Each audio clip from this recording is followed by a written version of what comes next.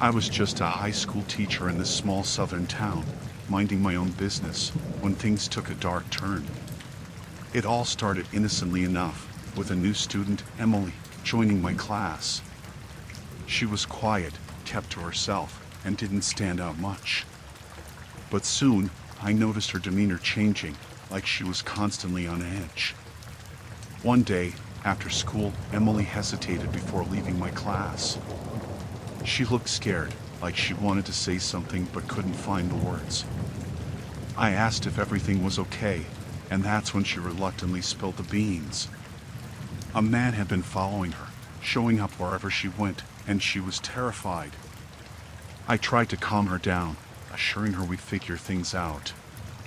That night, I decided to do some investigating. I couldn't let a student live in fear. I checked the school records and found out the man who had been stalking Emily had just moved to town. His name was John, and he had no apparent reason to be obsessed with a high school girl. The next day, I kept an eye on Emily. It wasn't long before I spotted John lurking near the school. He wasn't a student or a parent. He had no business being there. My protective instincts kicked in, and I confronted him. John denied everything, claiming he was new in town and just taking a walk. But there was something about his demeanor that set off alarm bells. I warned him to stay away from Emily, but the sinister glint in his eyes told me this wouldn't be the end of it. I reported the incident to the school and the local authorities, hoping they'd keep a close watch. Days passed, and Emily's fear didn't subside. If anything, it intensified. She told me about strange messages she'd received, ominous notes left in her locker. It was like this guy was toying with her, enjoying the terror he was causing. I couldn't sit back and watch this unfold. I decided to keep a close eye on both Emily and John, a self-appointed guardian. The tension in the air was palpable. Emily was constantly on edge, and John seemed to revel in the psychological game he was playing. One evening, as Emily was leaving the school, I noticed John trailing her. I confronted him again, this time more forcefully. He tried to brush it off, but I couldn't shake the feeling that he was dangerous. I reported the incident to the police, but without concrete evidence, they could only issue a warning. As the weeks passed, the stalking escalated. Emily was getting threatening messages, and I started receiving anonymous calls, eerie whispers on the other end. It was like this guy was mocking me, letting me know he was always one step ahead. One night, as I was leaving school, I spotted John in the shadows. He didn't try to hide this time, he just stood there, a sinister grin on his face. I rushed towards him, anger boiling over, but he disappeared into the darkness. It was a game, and I was losing. I doubled down on my efforts to protect Emily. I urged her to stay vigilant, avoid being alone, and report anything unusual. The police were involved, but their hands were tied without concrete evidence of a crime. One day, Emily disappeared. She didn't show up for school, and her parents reported her missing. Panic set in. I couldn't shake the guilt, wondering if there was more I could have done. The town was in uproar, and the police launched a search. Days later, they found her. Emily was alive, but her spirit was broken. John had abducted her, subjected her to unspeakable horrors. The town was in shock, grappling with the realization that such darkness could exist within its borders. John was arrested, and Emily tried to piece her life back together, but the scars ran deep. The incident shook the entire community, a stark reminder that evil could manifest in the most unexpected places.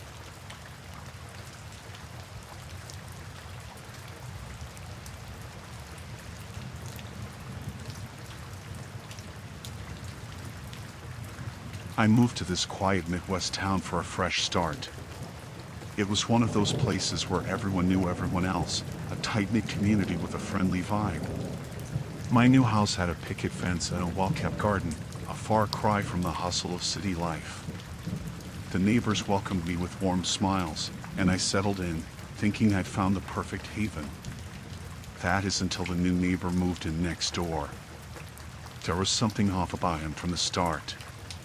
He kept to himself, never engaging in the casual small talk that was common in the neighborhood. As weeks passed, my unease grew. I noticed strange activities at his house, late-night gatherings, peculiar noises. Curiosity got the better of me, and one night, I peeked through the curtains. What I saw chilled me to the bone. The neighbor was conducting some sort of bizarre ritual in his backyard, surrounded by hooded figures. Fear gripped me, and I debated whether to involve the authorities. But the thought of being labeled paranoid held me back. I decided to investigate discreetly, convincing myself it was all just a misunderstanding. I started keeping tabs on his comings and goings, taking notes on any suspicious behavior. My anxiety reached a breaking point when I discovered that several neighborhood pets had gone missing. A pit formed in my stomach as I connected the dots, the strange rituals, the missing animals. One evening, as I peered through the window, I caught him dragging a bag into his backyard. My heart raced as I watched him dig a hole in the ground. Panic set in, and I realized I needed proof before involving the police. I grabbed my phone and discreetly recorded the ominous scene. The next day, I gathered the courage to share my findings with the authorities. They were skeptical at first, but the video and my notes piqued their interest. They promised to look into it discreetly. Days passed, and the atmosphere in the neighborhood grew tense. The neighbor's behavior became increasingly erratic, and I felt the weight of his suspicion on me. I kept my head down, fearing for my safety, but the unease lingered. Late one night, I heard a knock on my door. It was the police, and their grim expression sent shivers down my spine.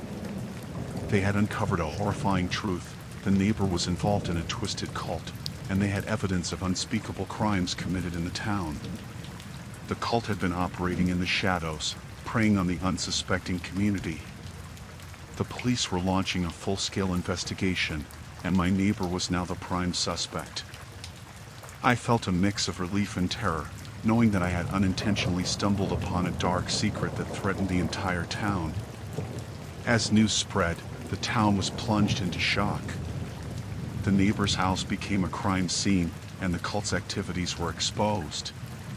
The community, once so tightly knit, was now grappling with betrayal and fear.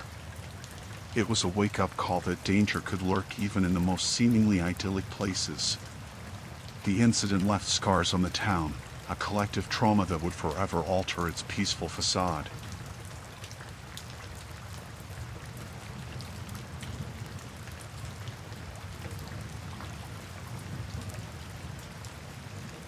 I was a journalist, covering the beat in a small Pacific Northwest town. Life was calm until a string of disappearances shook the community. People were vanishing without a trace, leaving behind a lingering fear that cast a shadow over the town. Curiosity drove me to dig deeper. I pored over police reports, interviewed families, and scoured the town for any leads. It became clear that the disappearances were more than random incidents. There was a pattern, a connection that nobody wanted to acknowledge. The mayor, a charismatic figure loved by the town, always seemed one step ahead of my investigation. Every time I got close to a breakthrough, the door slammed shut. The locals were tight-lipped, and a sense of unease lingered in the air. I couldn't shake the feeling that there was more to the story. Late one night, as I sifted through old newspaper clippings in the archives, I stumbled upon a pattern. The disappearances coincided with the mayor's rise to power. It wasn't a coincidence, it was a chilling correlation that sent shivers down my spine. I decided to confront the mayor, hoping to get answers. I cornered him at a town hall meeting, asking about the missing persons. He feigned ignorance, denying any involvement. But there was a coldness in his eyes, a calculated distance that made my skin crawl. Undeterred, I reached out to the families of the missing. They shared stories of their loved ones, desperate for closure.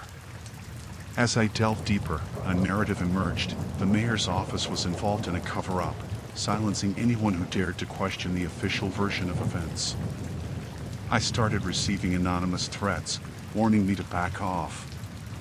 But fear fueled my determination. I couldn't let the mayor continue his sinister agenda. The town's tranquility was a facade, and I was determined to expose the truth. Late one night, I received a mysterious call. A voice, distorted and filled with menace, told me to meet at a secluded spot near the woods. Against my better judgment, I went, armed with a recorder and a sense of dread. The meeting was surreal, the shadows playing tricks on my imagination. In the darkness, a figure emerged, the mayor. He revealed the extent of his control, admitting to orchestrating the disappearances to maintain order. He spoke of sacrifice for the greater good, his words sending a chill down my spine. The town's serenity was a facade built on the suffering of the innocent. Panicked, I fled, racing back to my apartment. The mayor's threats echoed in my mind, and I realized the danger I was in. I had stumbled upon a dark secret, and the powerful were determined to keep it hidden. As I compiled my evidence, the mayor's influence loomed over me. I received warnings, intimidation tactics that tested my resolve. The town, once a haven, had become a trap, and the walls closed in. I contacted a fellow journalist from a nearby city, sharing my findings. I needed someone to expose the truth if something happened to me. The fear of retribution intensified as I saw the shadows outside my window, unsure if they were figments of my imagination or real threats. The story broke, the truth revealed to the world. The mayor's empire crumbled, and the town was left to grapple with the aftermath. The disappearances were no longer a secret, and the once tranquil community was thrust into chaos.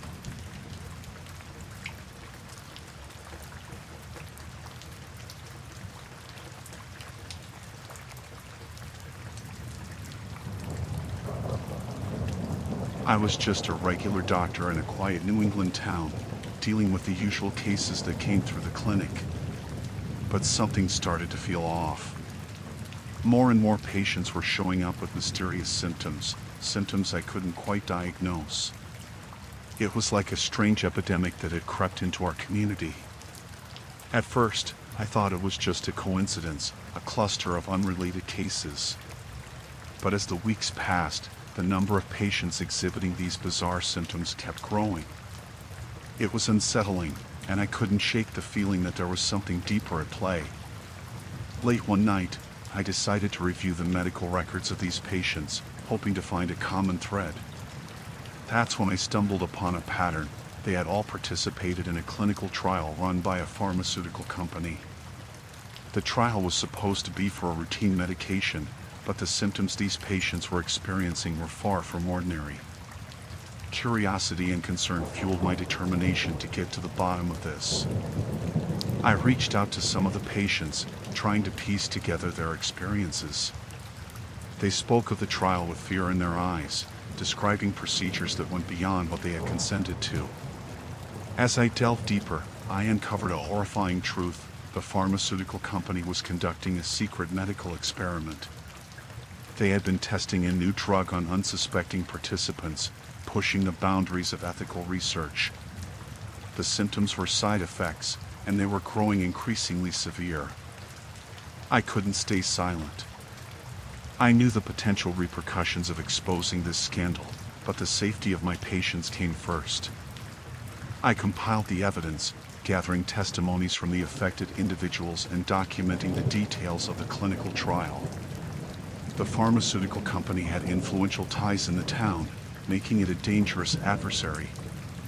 As I began to leak the information to the media, I noticed strange occurrences, my office being searched, anonymous threats, and the feeling that I was constantly being watched.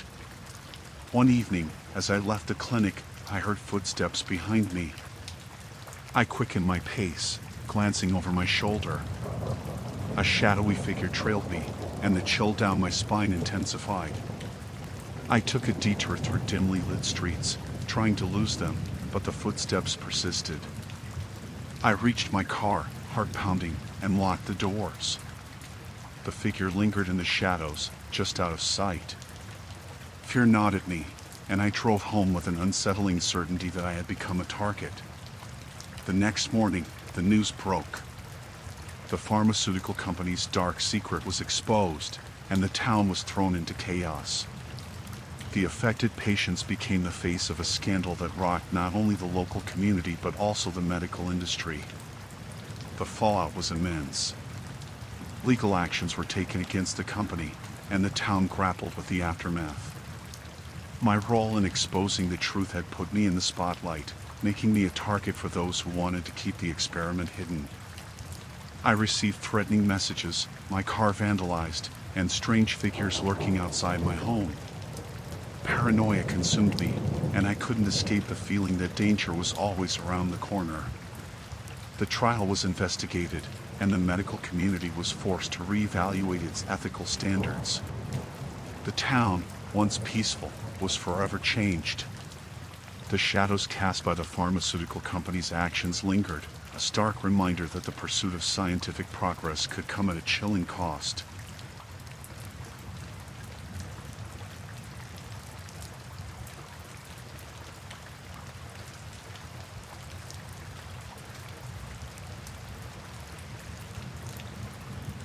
So, we moved to this small, quiet town in the southwest. Figured it'd be a fresh start for us. One day, we strolled down the main street, and there it was, a dusty old antique store. Looked like something out of a movie, with creaky wooden floors and shelves full of forgotten treasures. A sign in the window caught our eye, help wanted. My wife, always eager to find work, decided to give it a shot. The owner, Mr. Jennings, was an older guy with a perpetual scowl.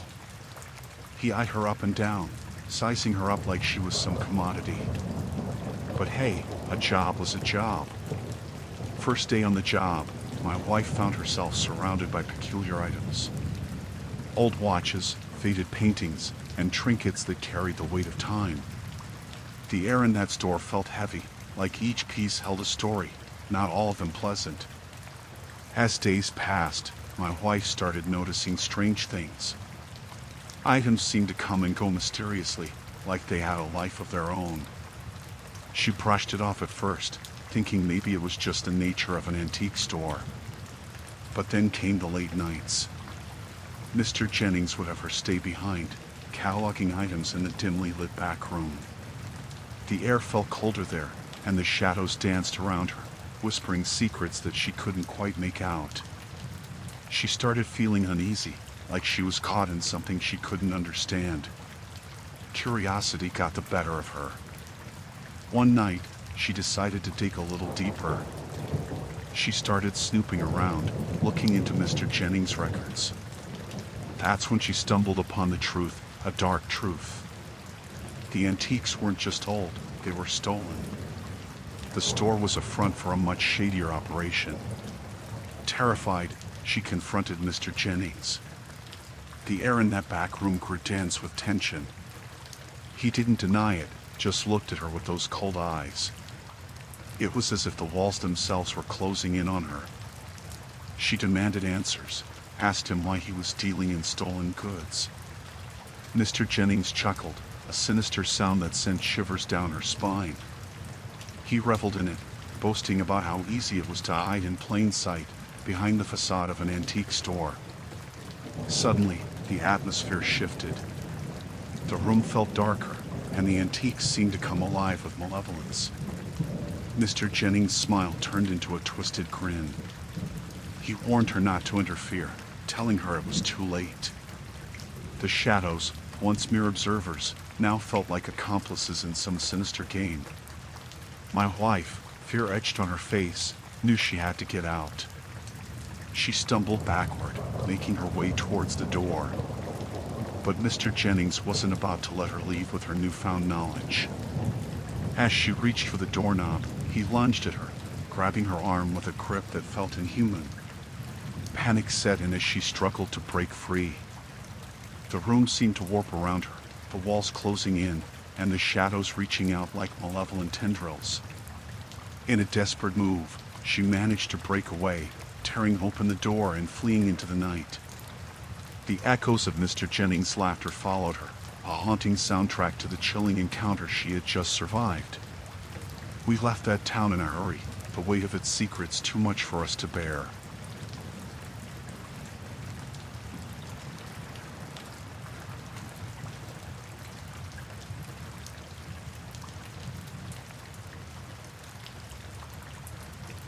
I was knee-deep in research, trying to unravel the history of this quiet Appalachian town. It started innocently enough, just me, dusty old books, and the scent of aged paper in the local archives. My goal was to understand the roots of this place, the stories buried beneath the surface. As I delved into the town's past, I stumbled upon a series of gruesome murders that sent chills down my spine. The connection between the present and the past was too eerie to be mere coincidence. I couldn't ignore the feeling that I was unearthing something dark, something that the town desperately wanted to keep hidden. Late nights turned into early mornings as I sifted through historical records, newspaper clippings, and faded photographs. The more I uncovered, the more I realized that these murders weren't isolated incidents. They were part of a pattern, a recurring nightmare that the town had tried to forget. The whispers around town became louder. Locals avoided eye contact when I asked questions, as if the mere mention of the past sent shivers down their spines. The town seemed to hold its breath, waiting for something to be uncovered that should have stayed buried. The murders, separated by decades, mirrored each other uncannily. Patterns emerged, pointing to a sinister thread that bound the past to the present. I couldn't shake the feeling that something malevolent was woven into the very fabric of this town. One evening, as I was piecing together the puzzle, I received an anonymous letter. No return address, just a warning to stop digging. The words were hastily scrawled, the ink bleeding onto the paper. Fear knotted my stomach, but curiosity fueled my determination. I visited the crime scenes, walked the same streets as the victims. The town, once picturesque, took on a haunting aura. Shadows seemed to linger longer, and the air carried a weight that pressed down on my chest. I couldn't escape the feeling that someone was watching, someone who didn't want the truth to surface. I started interviewing the older residents, hoping to glean first-hand accounts of the events that unfolded in the past. It wasn't easy. They spoke in hushed tones, their eyes flickering with a mix of fear and reluctance. But one elderly woman, her face etched with years of wisdom and sorrow, decided to share her story. She spoke of a dark time, a time when the town was gripped by fear. The murders, back then, mirrored the ones happening now. A killer among them, hidden in plain sight, preying on the community. The town, desperate for a resolution, resorted to a cover-up. They buried the truth, hoping that by erasing the past, they could escape the darkness that clung to their history. The more I uncovered, the more my research became a personal obsession. The town's secrets seemed to infect me, whispering in the quiet moments, urging me to keep digging. Paranoia set in. I felt eyes on me, shadows lurking in corners, a constant sense of being followed. One night, as I pored over my notes, a knock echoed through my empty apartment. I opened the door to find no one there, just a cold breeze that sent a shiver down my spine. The anonymous letters increased, their messages growing more explicit, warning me to leave the past buried. But I couldn't stop. The truth was within reach, and I needed to expose the darkness that haunted this town. The more I pushed, the more the town pushed back. I became an outsider, a threat to their carefully constructed facade. The final revelation came during a visit to the old cemetery. Weathered tombstones told stories of lives cut short, of secrets taken to the grave. In the midst of the eeriness, I found a hidden passage beneath a gnarled tree, leading to a forgotten section. There, buried among overgrown weeds, were unmarked graves, the resting places of those deemed too dangerous to be remembered. The connection between the past and the present became chillingly clear. The killer, once hidden, had resurfaced, continuing a legacy that the town had desperately tried to erase. As I stumbled upon this macabre revelation, the air grew colder, and a presence seemed to materialize. I could feel eyes on me, unseen but undeniably there. Panic set in as I realized I had become entangled in a web of darkness that extended beyond the pages of history. The town, it seemed, was alive with the echoes of its past. As I confronted the truth, a figure emerged from the shadows, a living embodiment of the town's malevolence. The killer, driven by a twisted sense of duty, stood before me. Their eyes bore into mine, a chilling acknowledgement of the unspoken pact that bound us to the town's secrets. I fled, the weight of the town's history clinging to me like a curse. I left the Appalachian town, but the shadows followed. The stories of the past, the murders that echoed through time, became the haunting melody that played in the recesses of my mind.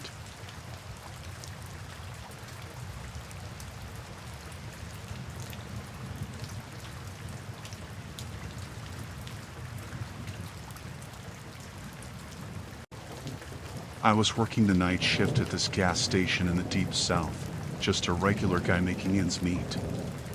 The town was small, and life was usually slow-paced, but that night, everything changed. It started with this old man who came in, looking jittery and out of sorts. He muttered something about strange happenings on the outskirts of town, a secret he'd been keeping for years. His eyes darted around, and I could tell he was scared. Later, a group of locals gathered at the gas pumps, whispering about the old man's ramblings. They spoke of a dark history, something the town had tried to bury for decades. My curiosity got the best of me, and I decided to dig a little deeper. The old man's story led me to a forgotten cemetery on the outskirts of town. The air there felt thick, charged with an eerie energy. As I wandered among the tombstones, I stumbled upon a grave with no name, just a date etched into the weathered stone. It sent shivers down my spine. The locals, tight-lipped as ever, wouldn't spill the details. But that night, strange things started happening at the gas station. The lights flickered, and the air grew heavy. It felt like the whole town was holding its breath, waiting for something to surface. Then came the mysterious phone calls. Static-filled voices on the line, speaking in hushed tones about secrets buried in the town's history. I couldn't make out the words, but the tone sent a chill down my spine. It was like the past was reaching out, trying to drag me into its tangled web. One night, a stranger walked in, a man with a haunted look, like he'd seen too much. He claimed to be a journalist, investigating the town's dark past.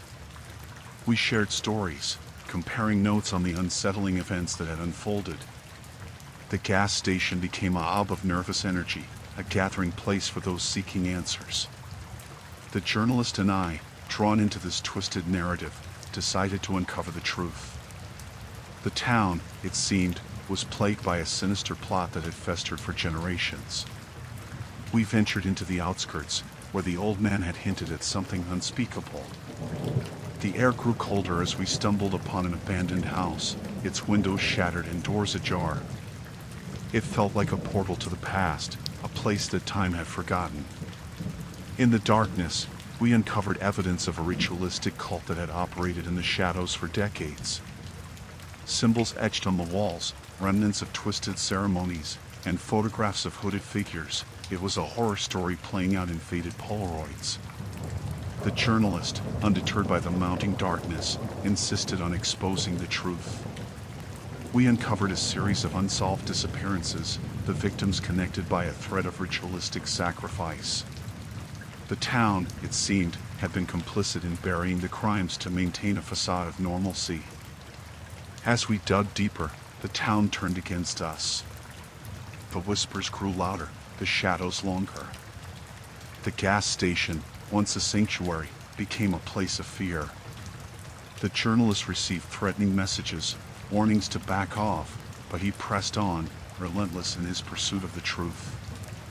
One night, as we delved into the heart of the cult's activities, we stumbled upon a gathering in the woods.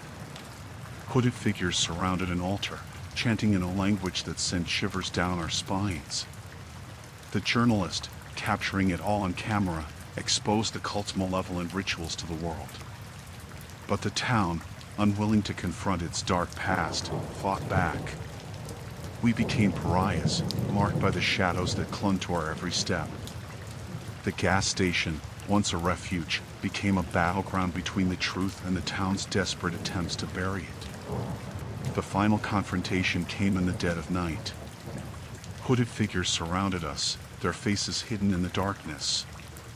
It felt like a nightmare, the air thick with tension, the gas station lights flickering ominously. The journalist and I, outnumbered and exposed, faced the town's wrath.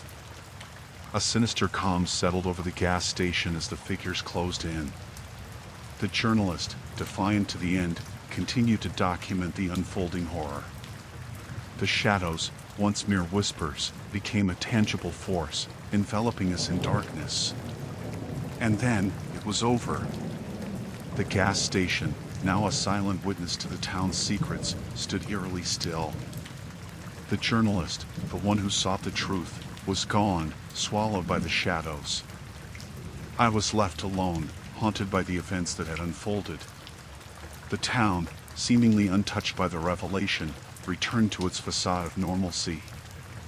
The gas station, a witness to the darkness within, remained a silent sentinel.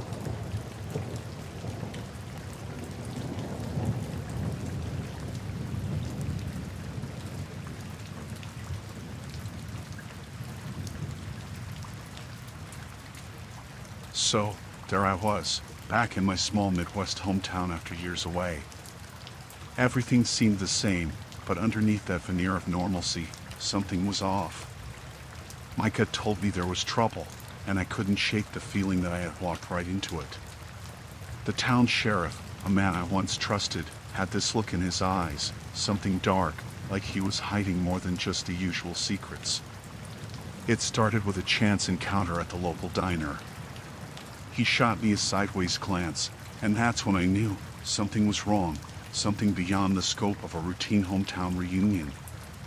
Late one night, as I was wandering down Main Street, I overheard hushed conversations. The sheriff's name kept popping up, tied to illegal activities that sent shivers down my spine. This wasn't the town I remembered. It had become a breeding ground for corruption. I decided to dig a little deeper, just to satisfy my growing paranoia. Late-night visits to the sheriff's office, snooping around records. I felt like a detective in some cheesy crime movie. But what I uncovered wasn't fiction. It was a tangled web of criminal enterprise, with the sheriff at the center. The criminal activities ranged from drug trafficking to money laundering. The sheriff, once the symbol of law and order, had become a puppet master pulling the strings behind closed doors. It was like the town was under his control, and he had no qualms about using fear to maintain it. I debated whether to expose the truth, but fear gripped me. The sheriff, he wasn't just a lawman gone rogue, he was the embodiment of the danger that lurked in the shadows of my once idyllic hometown. One evening, as I was leaving the diner, I felt a pair of eyes on me. Glancing around, I locked eyes with the sheriff. His stare sent chills down my spine, a silent warning that I couldn't ignore. It was like he knew I had seen through his facade, and he didn't like it one bit. Paranoia set in. Every car that slowed down felt like a potential threat. Every glance from a passerby felt like a test. It was as if the entire town had become a trap, and the sheriff was the puppeteer, orchestrating the dance of danger around me. The turning point came when I received an anonymous note, just a few words scrawled on a piece of paper, warning me to leave town before it was too late. The fear became tangible, and the weight of the sheriff's influence hung over me like a dark cloud. I decided to confront him, to demand answers. As I entered the sheriff's office, the air grew thick with tension. His gaze, cold and calculating, met mine. The room felt like a pressure cooker about to burst. I confronted him about the criminal empire he had built, about the fear he had instilled in the town. He denied everything, but there was a gleam in his eyes that told a different story. The sheriff, once a figure of authority, had become a wolf in sheep's clothing. As I left the office, I felt eyes on me again. This time, though, it wasn't just paranoia. It was real. A group of shadowy figures emerged from the darkness, closing in on me. The sheriff had unleashed his enforcers, and I was caught in the crossfire. I ran, breathless and panicked, through the empty streets. Every alley felt like a dead end, every corner a potential trap. The sounds of pursuit echoed in my ears, and the town that once felt familiar became a maze of danger. The shadows closed in, and just when I thought I was cornered, a figure emerged from the darkness, a fellow townsperson who had seen through the sheriff's reign of terror. Together, we navigated the labyrinth of back streets, evading the sheriff's enforcers. We reached the outskirts of town, gasping for breath. The adrenaline-fueled escape had revealed the extent of the sheriff's power and the danger that lurked in the heart of the Midwest town. I realized that my once safe haven had transformed into a nightmare, and I had to escape before the sheriff's reach extended any further. Leaving the town was bittersweet. It was a place I had once called home, now tainted by corruption and danger.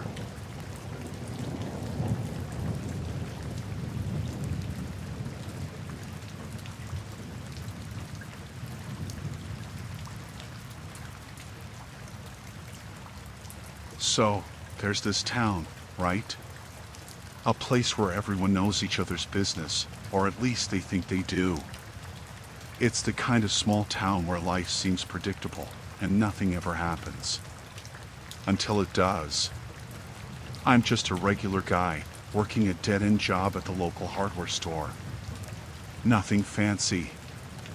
One day, a stranger walks in, not unusual for a small town, except this guy had this air of mystery about him.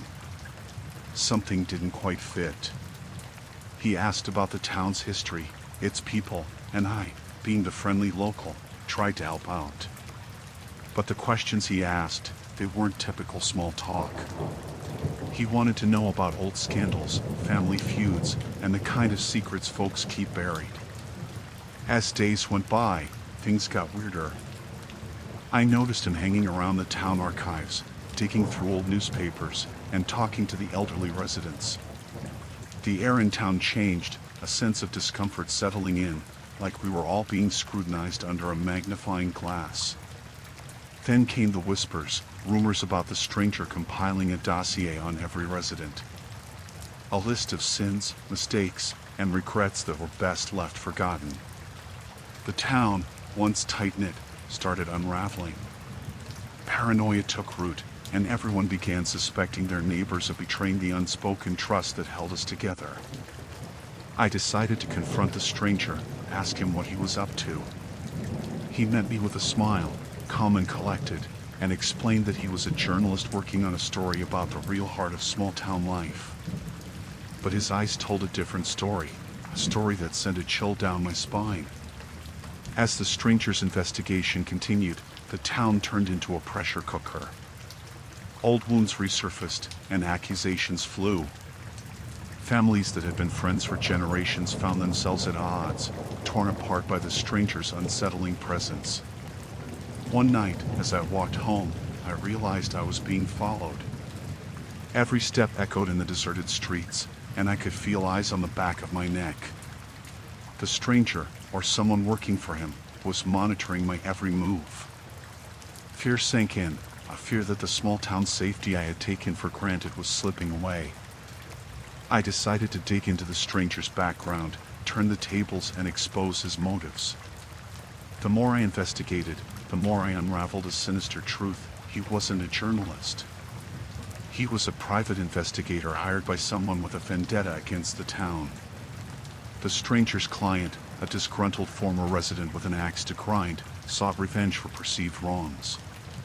The dossier he compiled wasn't for a story, it was a weapon, a way to destroy the lives of those he felt had wronged him. Armed with this revelation, I confronted the stranger. He didn't deny it, just smirked, admitting he was a hired gun. The town, it seemed, was a pawn in a twisted game of revenge played by someone with a grudge. The situation escalated. The stranger's client, unsatisfied with the chaos he'd caused, sent threats demanding payment for his services. The town, now fractured and paranoid, faced an even greater danger: extortion from within. Together with a few others who saw through the stranger's charade, we decided to stand up to the client. We exposed his plan, revealing the web of lies and deceit that had torn our community apart. The truth, once unveiled, acted as a bomb, bringing the town back from the brink of destruction. The stranger, abandoned by his client, disappeared as quietly as he'd arrived. The town, scarred but resilient, began the slow process of rebuilding trust. We learned the hard way that sometimes the real horror lies not in the supernatural, but in the darkness that can lurk within the human heart. Life in the small town continued, its residents forever changed by the stranger's unwelcome visit. The lesson was clear: secrets, grudges, and vendettas, when unearthed, can become a force more destructive than any ghost or supernatural entity.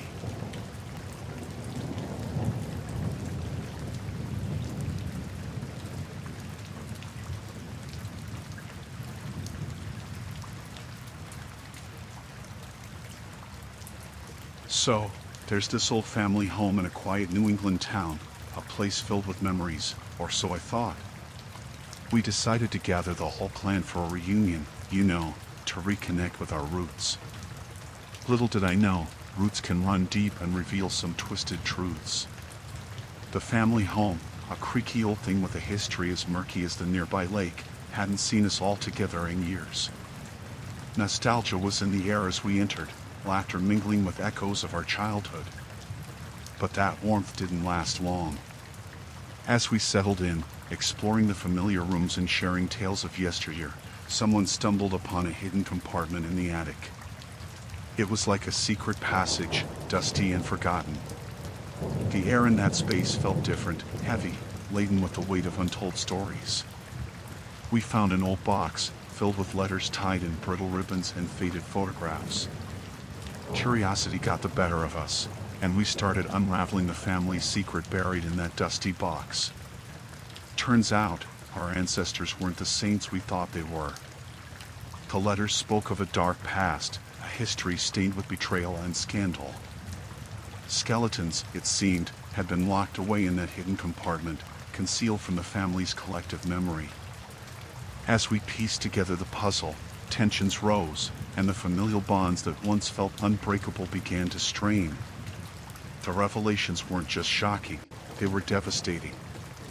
Turns out, one of our own had committed a heinous crime, a secret that had been carefully hidden to protect the family name. The weight of that truth, like a crushing force, tore through the fabric of our reunion. Arguments erupted, accusations flew, and the ancestral home became a battleground for the skeletons we uncovered. The quaint New England town, with its picturesque charm, now held the echoes of a family torn apart by the sins of its past. The family members took sides, alliances shifting like sand. Whispers of resentment filled the air, and the laughter that once echoed through the halls turned into strained silence. It was as if the revelation had unleashed a dormant darkness that festered within our bloodline. The matriarch, the glue that held us together, became a broken figure, burdened by the weight of the long-buried secret. The shame that engulfed the family was palpable, like a stain that couldn't be washed away. Each family member carried the weight of the past, and the ancestral home, once a symbol of unity, now stood as a testament to our fractured history. Attempts to reconcile were futile. The family, once a close-knit clan, disintegrated into factions fueled by resentment and betrayal. The New England town, with its picturesque charm, now witnessed the unraveling of a family's legacy. The reunion, meant to strengthen our bonds, became a painful reminder of the fragility of family ties. As we left the ancestral home, the air was heavy with a sense of loss, and the once close relationships were now strained, forever marked by the revelation that tore us apart. The family's secret, long buried in the attic's hidden compartment, had a way of seeping into every corner of our lives. The New England town, unchanged by our turmoil, watched as we scattered, carrying the weight of our shared history and shattered relationships. The reunion, meant to be a celebration of family, became a haunting tale of betrayal and shattered illusions. The ancestral home, with its hidden compartments and untold stories, stood as a silent witness to the disintegration of a once proud lineage.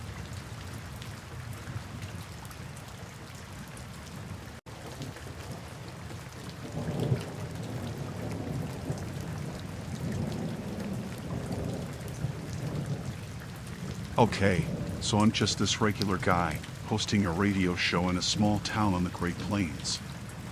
Nothing special, just spinning some tunes, chatting about the weather, you know, the usual. But things got weird real quick. One night, during my show, I started receiving these cryptic messages over the airwaves. At first, I thought it was some technical glitch or interference. But the messages, they were unnerving, whispers and distorted voices that didn't sound human. I brushed it off, thinking maybe it was just a prank or some weird atmospheric conditions. As the days went on, the messages got more specific, like they were targeting me. They mentioned things only I would know, personal stuff. It sent shivers down my spine, but I played it cool on air, pretending it was all a joke. But deep down, I was freaked out. Then, the messages took a dark turn. They started hinting at things going on in the town, things I never knew. Secrets that had been buried deep beneath the surface. It felt like the town itself was whispering its darkest confessions, and I was the unwilling recipient. I started digging, asking around, trying to make sense of the cryptic revelations. Turns out, the town had a dark underbelly, a history of corruption, cover-ups, and crimes that nobody talked about. The messages, it seemed, were pulling back the curtain on the town's dirty laundry. As I delved deeper, the town's residents got edgy. They avoided eye contact, spoke in hushed tones, like they knew I was onto something. The more I pressed, the more resistance I faced. It was like the town had a collective secret, and they were hell-bent on keeping it buried. One night, as I was broadcasting, the messages escalated. They started naming names, exposing individuals involved in the town's illicit activities. It was like the radio waves had become a weapon, tearing apart the town's facade of normalcy. Panic set in, and I could feel the tension escalating with each passing minute. I received a letter, no return address, just a bunch of newspaper clippings detailing unsolved crimes and corruption in the town. The letter hinted that my investigation was putting me in danger, that some people didn't appreciate the truth coming to light. It was a chilling warning that sent me into overdrive. The next broadcast, I spilled everything on air, the names, the crimes, the corruption. It was a Hail Mary, hoping that exposing the truth would somehow protect me. But the town, it turned on me. Phone calls flooded in, threats in the dark, warning me to back off. The cryptic messages on air changed too. They became more menacing, like they were taunting me, letting me know that I was in over my head. I couldn't sleep, paranoia gnawing at me every time I walked down the street. The town had become a trap, and I was caught in its web of lies and deceit. One night, after the broadcast, I was walking home when I felt a presence behind me. I quickened my pace, heart pounding in my chest. The footsteps grew louder, and before I knew it, someone grabbed me from behind, covering my mouth. I struggled, but a voice whispered in my ear, "Keep quiet if you want to live." They dragged me into an alley, face pressed against the cold brick wall. The dim light revealed a group of shadowy figures, their faces hidden in the darkness. They warned me to stop digging, to leave the town and never come back. It wasn't a request, it was a threat. I left town, like they wanted. Packed my bags, left the radio gate behind, and never looked back. The messages on air had stopped, but the town's dark secrets haunted me. The Great Plains, once a vast expanse of open sky, felt suffocating. I carried the weight of what I had uncovered, a burden that would stay with me forever. The small town on the Great Plains, with its friendly facade, had shown me its true face. The cryptic messages, the threats, the dark revelations, it was a wake-up call that some secrets are better left buried. The radio waves, once my medium for connecting with the town, had become a conduit for something far more sinister. As I drove away from the town, the radio tower disappearing in the rearview mirror, I couldn't shake the feeling that the shadows of that place would linger forever.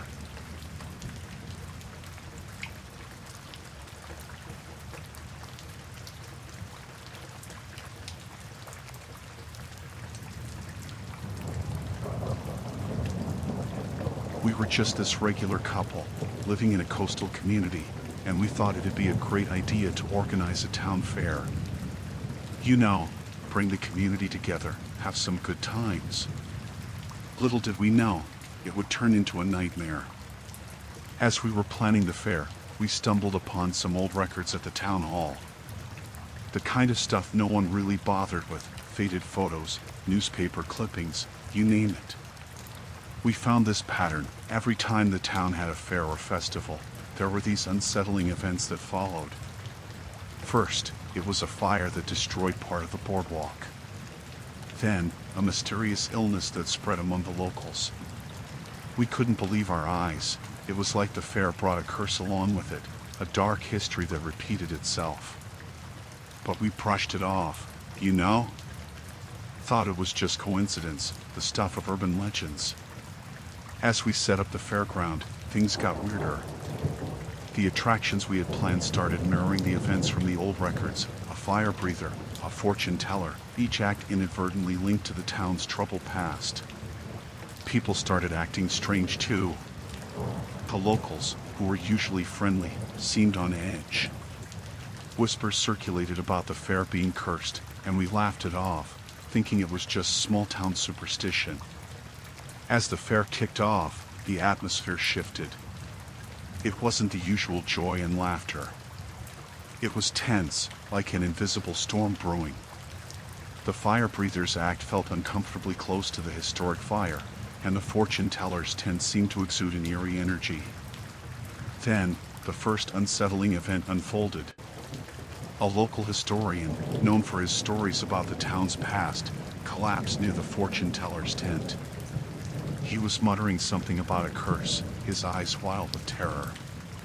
The paramedics rushed him away, and we tried to maintain order, but the unease lingered.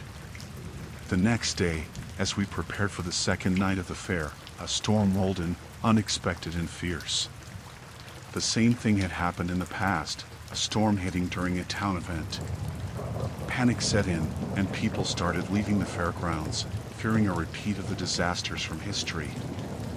It felt like we were trapped in a nightmare. The fair, meant to unite the community, had become a stage for the town's dark past to replay itself. We tried to cancel the remaining events, but the damage was done. The fair had stirred something, a force that refused to be ignored. As we packed up, we noticed a strange pattern in the fair attractions. Each one seemed to represent a different historical event, a twisted reenactment orchestrated by some unseen force. It wasn't a coincidence, it was a chilling revelation that the town's history was a cycle of tragedies, and the fair was a catalyst. People avoided us, as if we were to blame for the unsettling events. The whispers turned into accusations, and the fair, once a symbol of community spirit, became a divisive memory. We tried to leave town, to escape the shadow that the fair had cast, but the unease followed us like a lingering curse.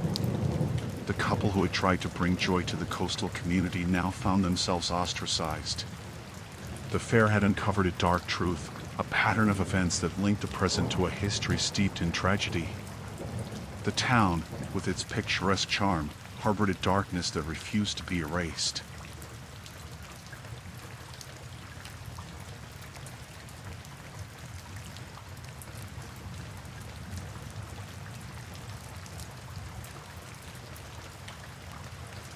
Alright, so I'm just a journalist, you know, trying to uncover some corruption in this quiet Midwest town. Nothing fancy, just digging for the truth. But what I stumbled upon, it was way more than I bargained for. The town seemed normal at first, with its quaint streets and friendly folks. But as I started peeling back the layers, I could sense something off. So, I focused on the sheriff's department, thinking that's where the trail might lead. Turns out, the deputy sheriff, this guy with a seemingly squeaky clean image, was up to some dark stuff. A string of violent cover-ups, mysterious disappearances, and hush-hush dealings that went beyond the usual small-town corruption. I started connecting the dots, interviewing locals, going through old records, all that investigative journalist stuff.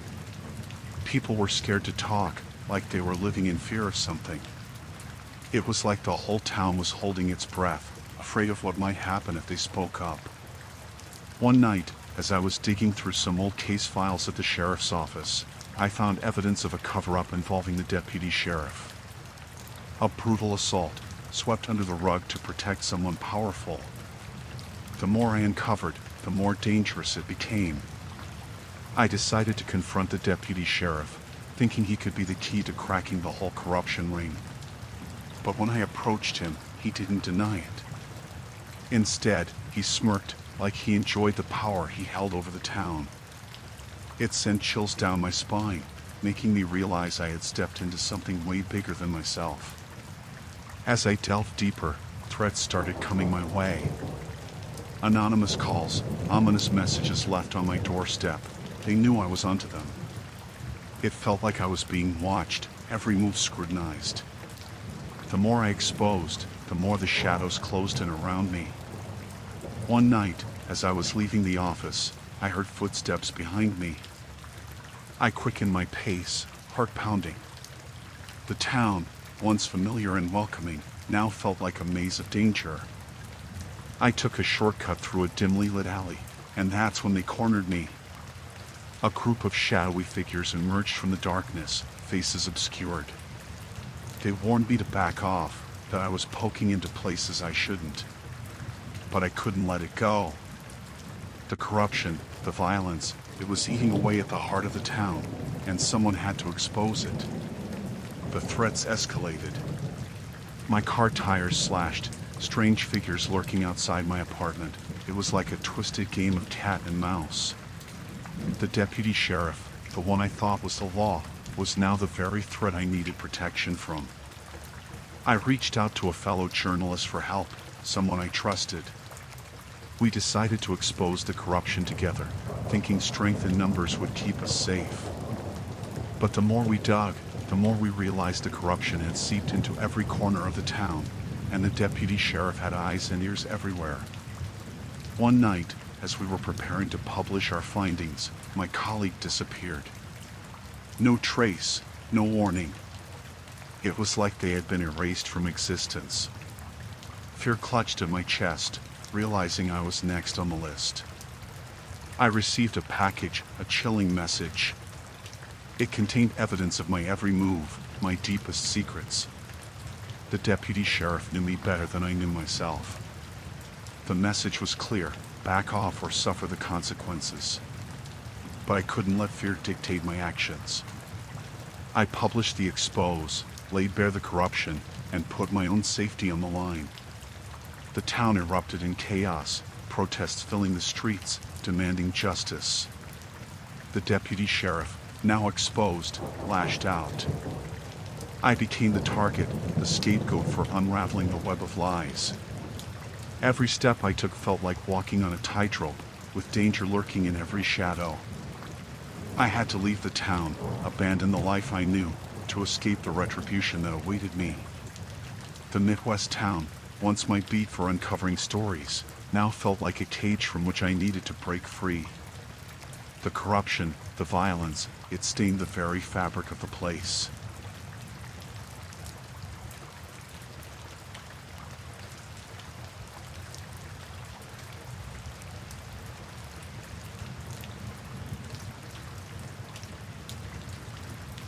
So, I'm just a librarian in this quiet Rocky Mountain town, nothing too exciting. The library, a quaint old building with creaky floors, has been my haven for years. One day, while reorganizing the shelves, I stumbled upon a section I'd never noticed before. It was hidden behind a dusty curtain, like the town itself had decided to keep this part a secret. These books were ancient, with cracked leather covers and yellowed pages. The titles hinted at forbidden knowledge, the kind you'd expect to find in some dark corner of a forgotten library. It felt wrong, but curiosity got the better of me. I started flipping through them, and that's when things took a turn. The books seemed to predict the town's future, eerie, right? It was as if someone from the past, who lived here over a century ago, had penned down the unfolding darkness. The author, a local from back then, had this uncanny ability to foresee events that matched the town's trajectory. The more I read, the more it felt like a curse. The predictions weren't pleasant either. Dark secrets, scandals, and tragedies that mirrored our reality. It was like the town had been stuck in a loop of despair, and I was privy to a script written ages ago. As the days passed, I couldn't shake the feeling that the books held a malevolent power. The library, once my sanctuary, felt like it had us watching my every move. Paranoia set in. I started seeing shadows, hearing whispers that echoed through the silent aisles. Then came the strange occurrences around town, events that played out exactly as described in those forbidden books. It was like the author from the past had left a cursed legacy that the town couldn't escape. The future, laid out in those pages, was unfolding before my eyes. I tried talking to the locals about it, but they dismissed it as nonsense. The town, proud of its history, refused to acknowledge the possibility that someone from its past could have foreseen its darkest moments. The more I pushed, the more I became an outsider, an intruder into the town's carefully constructed denial. The books, like forbidden relics, seemed to call out to me. Each time I entered that hidden section, the air grew heavier, and the temperature dropped. It was as if the spirits of the past were lingering, urging me to uncover the truth and break the curse that bound the town. I became obsessed, digging into historical records, trying to trace the steps of the author from over a century ago. The town's archives revealed the existence of a mysterious figure, a recluse who had lived on the outskirts and had been shunned by the community. It was him, the one who had penned down the town's grim fate. One night, as I delved deeper into the forbidden section, I found a letter hidden among the books. It was a confession of guilt and remorse, written by the long-dead author. He spoke of a pact with some unseen force, a bargain that allowed him to see the future in exchange for eternal suffering. The letter hinted at a way to break the curse, to sever the connection between the town's dark fate and those forbidden books. The author, burdened by guilt, had left behind a guide to free the town from the shackles of his predictions. I gathered a few brave souls from the town, those who were willing to confront the darkness that had gripped our home. Together, we followed the instructions laid out in the letter, a ritual to break the curse and release the town from the clutches of its twisted destiny. As we performed the ritual, the air crackled with energy. Shadows danced around us, and the temperature plummeted. It felt like we were battling unseen forces, wrestling with the lingering spirits of the past. The town's fate hung in the balance, and our actions would determine whether we could rewrite its dark future. The climax of the ritual brought a surge of power, a moment where the town's history and the present collided. It was as if time itself had been rewound, and for a brief moment, we glimpsed an alternate reality where the town was free from the grip of those cursed books. The ritual ended, leaving us breathless and uncertain. The forbidden section in the library seemed different now, the air lighter, the shadows less menacing. The curse, it seemed, had been broken, and the town was no longer bound by the predictions of its troubled past. As we stepped out into the cool Rocky Mountain night, there was a strange calm. The town, once haunted by the echoes of its dark history, felt reborn. The books, now just dusty tomes on a forgotten shelf, no longer held the power to dictate the future. Life in the Rocky Mountain town resumed, but the memory of those forbidden books lingered. The library, now free from its hidden curse, became a place of solace once again. The people, still unaware of the dark chapter we had just closed, went about their lives with a newfound sense of hope.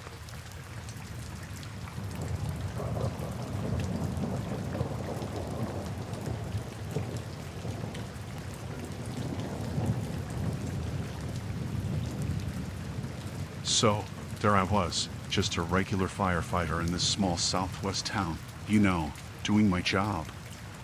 But things got weird real quick, and I found myself in the middle of something I never signed up for. It all started with a string of fires, one after the other. At first, we thought it was just bad luck, accidents maybe. But as the flames kept devouring buildings, a pattern emerged. Too many fires in too short a time span for comfort. As the town's firefighters, we were stretched thin, trying to contain the blazes. The whole community was on edge, wondering when the next fire would break out. People were losing their homes, their businesses. It was heartbreaking. But what struck me was the odd locations of the fires, almost like someone had a twisted plan. I started looking into it, asking questions around town, and that's when I felt the tension. People clammed up, avoided eye contact. It was like they were hiding something, scared to talk.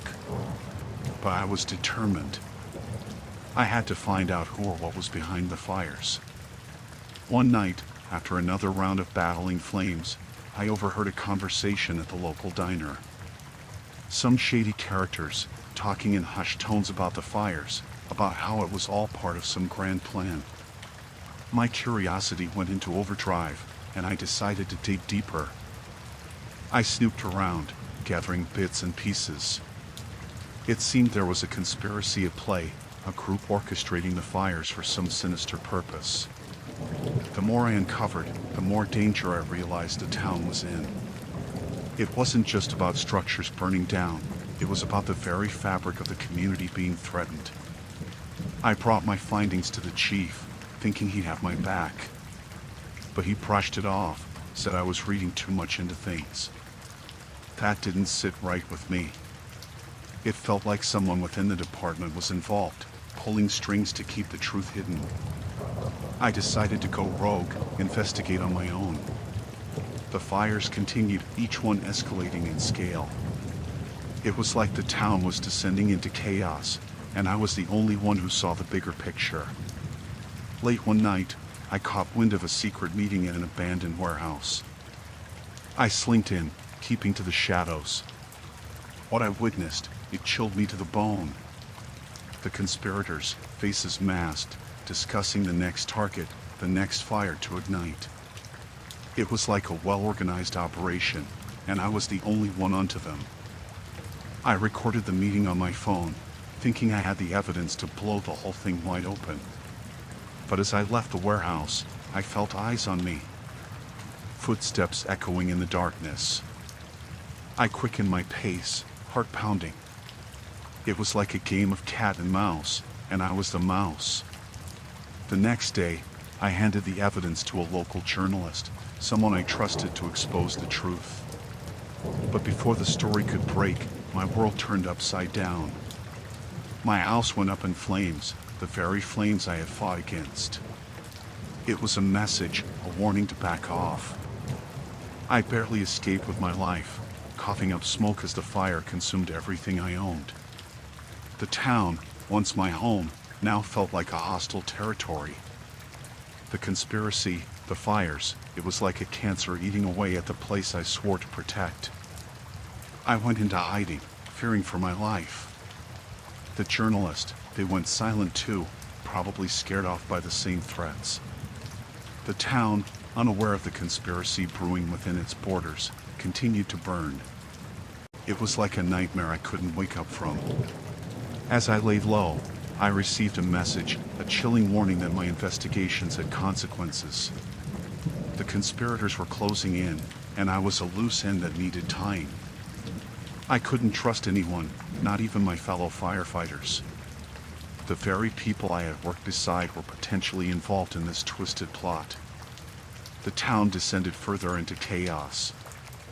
The fires raged on, consuming everything in their path. It felt like the very community I had sworn to protect was turning against me. Paranoia gnawed at me every waking moment. I had to leave, escape the town that had become a powder keg of conspiracy and danger. The southwest town, once a haven, now felt like a trap. The fires, the corruption, they were inextricably linked, threatening to consume everything in their path.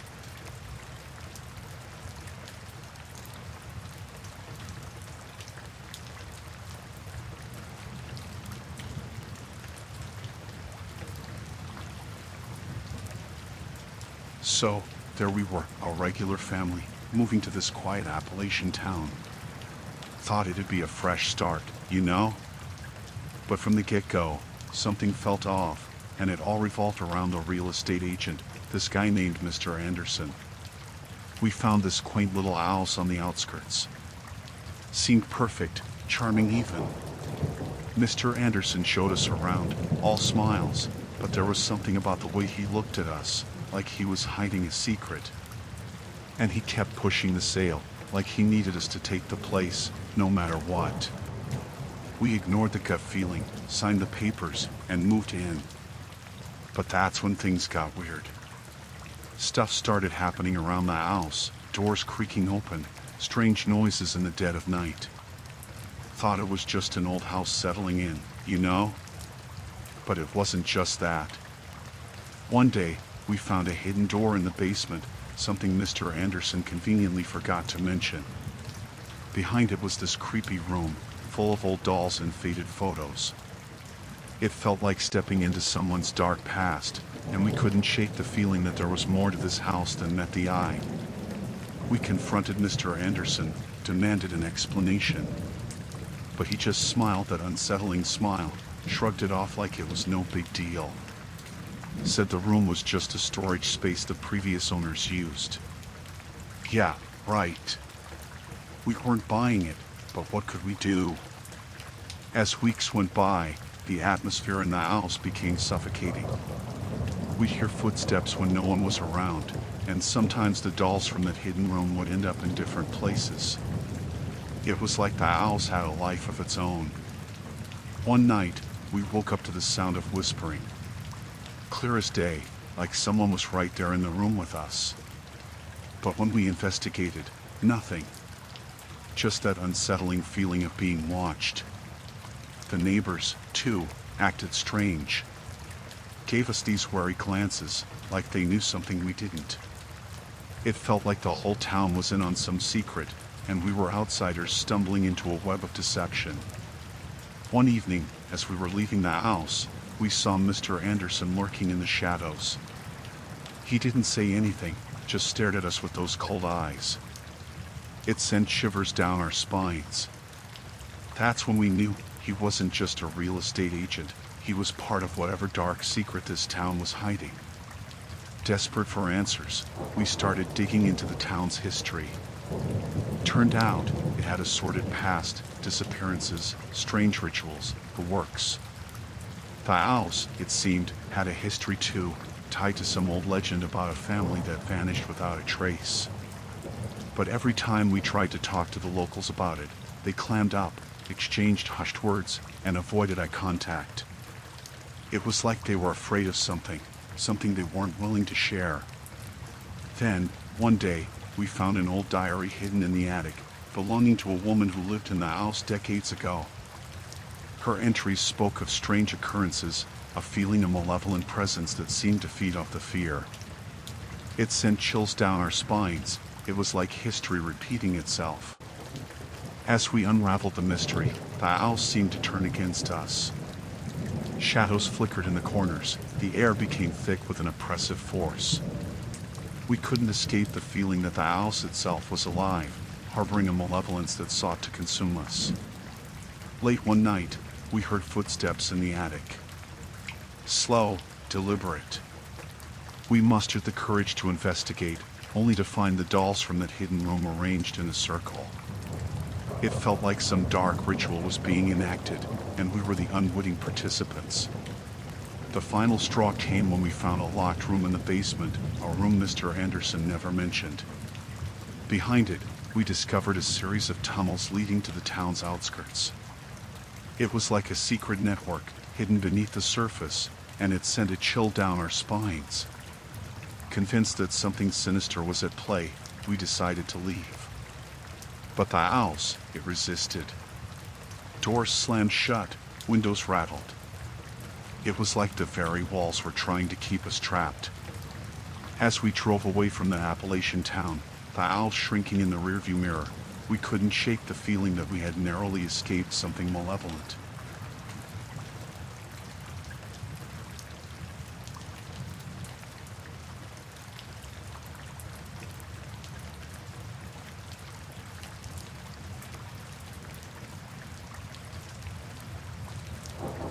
Alright, so I had this clunky car, making weird noises and all.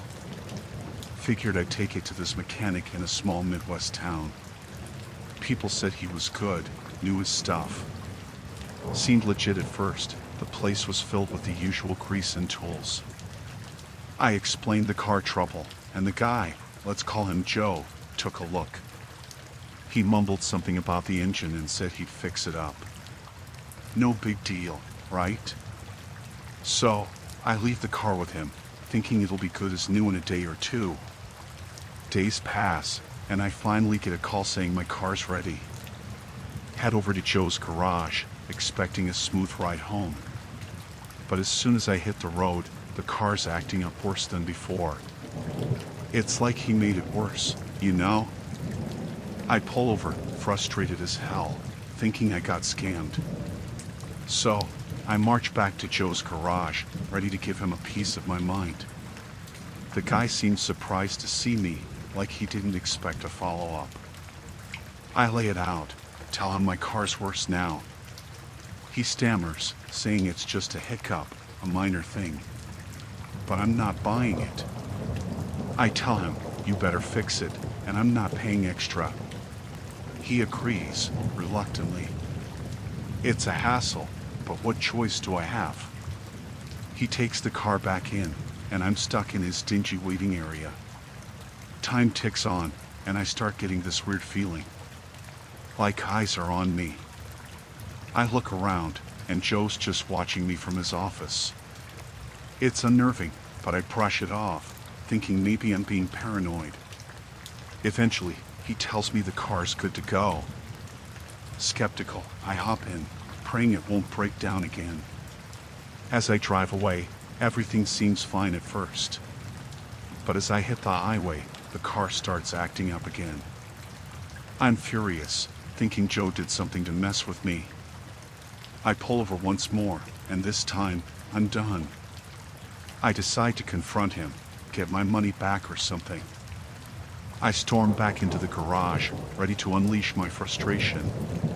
Joe looks surprised again, like he didn't expect me back so soon. I lay it out, telling him this is unacceptable. He acts innocent, swearing he did a thorough job. But I'm not having it. That's when things take a creepy turn. He gets this sinister grin, like he enjoys my frustration. I get this chill down my spine, realizing there's something off about this guy. I demand my money back, threaten to report him to the authorities. But instead of apologizing or getting defensive, he just laughs. It's this unsettling, creepy laugh that sends shivers down my spine. It's like he's getting a sick pleasure from my misery. I decide to leave, but as I turn to go, he says something that stops me dead in my tracks. He whispers, "You can't leave. You're stuck here." His eyes lock onto mine, and it's like he's trying to hypnotize me or something. I bolt out of there, heart racing. I can't shake off the feeling that I just had a run-in with someone dangerous. As I drive away, I glance back, and Joe's still watching me from the garage, that creepy grin etched on his face. The car keeps acting up, and I can't shake the paranoia that Joe did something more than just mess with my engine. Maybe I stumbled into some messed up scheme he's got going on. I make it home, but the unease lingers. Days later, I take the car to another mechanic, someone reputable this time. Turns out, Joe messed with the wiring, made things worse on purpose. It's like he wanted me to keep coming back, to feed into his sick game. I report him to the authorities. I don't know what happened after that.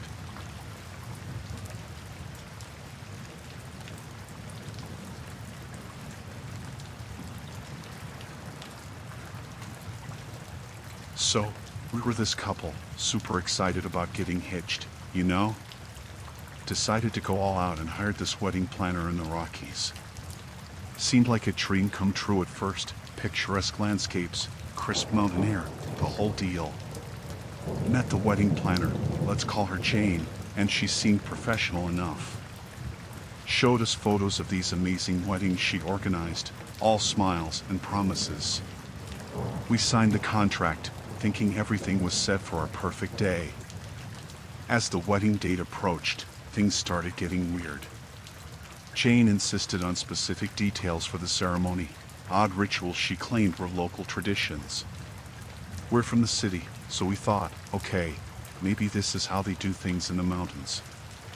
The first red flag was when she asked for a weird assortment of items, candles, stones, and some herbs I couldn't even pronounce. We're not superstitious, but it felt off, you know? We handed over the stuff, thinking it was just part of the mountain vibe. Then, she chose this remote spot in the Rockies for the ceremony. It was beautiful, but there was this eerie silence in the air, like the mountains were holding their breath. I felt uneasy, but my partner brushed it off, said it was just nerves. As the day arrived, we noticed Jane acting stranger. She whispered to herself, eyes darting around like she was seeing things we couldn't. She even insisted on specific vows, ones that sounded ancient and ominous. We were starting to regret our decision, but what could we do at that point? The ceremony kicks off, and everything feels surreal. The air gets colder, and those mountains, they seem to close in on us. Jane starts chanting these strange words that didn't belong to any language we knew. It felt like we were part of some ritual we never signed up for. Then, she lights the candles and places them in a pattern, muttering things under her breath. The wind picks up, but not a normal breeze, more like a whisper carrying ancient secrets. I glance at my partner, and they look as unsettled as I feel. As we exchange vows, the atmosphere gets heavier. It's like the very ground beneath us is holding its breath. Jane's chanting reaches a fever pitch, and the candles flicker violently. We start to panic, realizing this is way beyond the quirky traditions we expected. Suddenly, Jane raises her hands, and the wind howls. The shadows dance, and it feels like the mountains themselves are alive with some ancient force. It's no longer a wedding, it's a nightmare unfolding before our eyes. We try to interrupt, to stop the ritual, but Jane's eyes lock onto us, and it's like we're trapped in a gaze that sees through our souls. The ceremony spirals into chaos, the candles flare up, and strange symbols appear on the ground, symbols we never saw before. As Jane continues her chanting, we feel a presence, something unseen but undeniably there. It's like the very fabric of reality is warping around us. Panic sets in, and we realize we're way out of our depth. Just when we think it can't get worse, a fog rolls in, thick and suffocating. We can barely see each other, let alone Jane. It's disorienting, and fear claws at us. The chanting reaches a crescendo, and we're convinced we're caught in some ancient curse, far away from help. Then, as abruptly as it began, it stops. The fog lifts, and the mountains return to a serene stillness. Jane stands there, almost normal again, like she didn't just plunge us into a nightmarish ritual. The candles flicker out, and it's over. We stumble away from that godforsaken spot, shaking to our cores. The celebration we envisioned turned into a surreal nightmare. We confront Jane, demanding answers, but she plays innocent, like she doesn't remember a thing. We decide to cut ties, leave that cursed place behind. But the echoes of that eerie ceremony haunt us. The Rockies, once a symbol of majestic beauty, now feel like a silent witness to something dark and ancient. Our wedding day, meant to be a celebration of love, becomes a tale we share in hushed tones, a cautionary reminder of the unseen forces that can lurk beneath even the most idyllic settings.